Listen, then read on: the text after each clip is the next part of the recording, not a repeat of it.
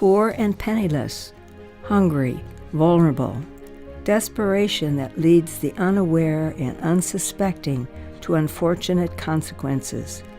Such is the situation in northern Brazil, the area on the borders of Guyana, Suriname, and French Guiana. It is here that Sister Rebeca Spires carries on the mission at the borders to stop human trafficking.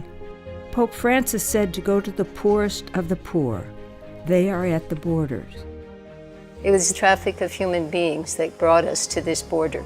Our missionaries go in every little corner of this city, and the corners are sometimes very difficult to get to. You have to go on wooden planks and climb rocks and through forest paths. Why does this happen? Social disequality, inequality, greed, life being treated as merchandise, not as a value, total misery and poverty, impunity of those who do the crimes, and the lack of public policies. It's very common. Young women, students, teenagers call others to be prostitutes. Because what mostly causes this, at the bottom line, is hunger. We say poverty. That poverty for these people means hunger. And people can't tolerate being hungry every single day.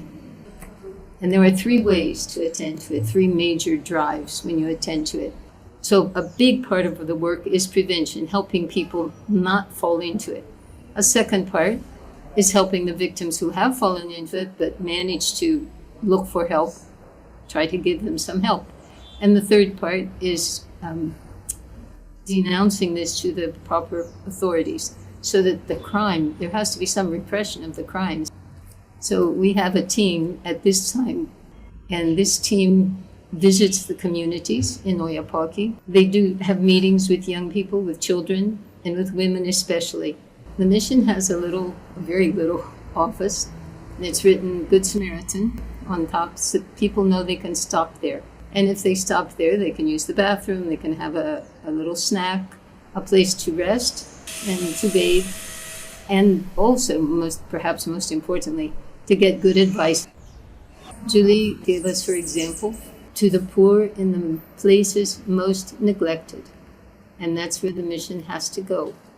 Our missionaries go to the schools and explain the issue, distribute this magazine and other materials that would help.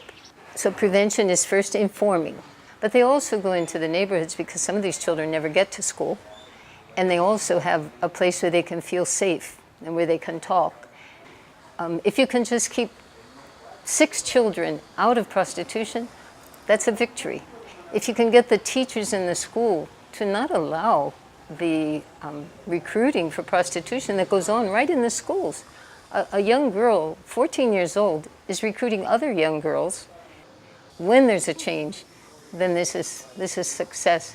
So it's a joy, because if people get any spark of new life, it's a joy. We Sisters of Notre Dame believe that God is good all the time and in all places. And that's what these missionaries are doing. They're proclaiming that in their gentle ways, in their kind ways, in the ways they're helping others. They're saying God is good all the time and in all places.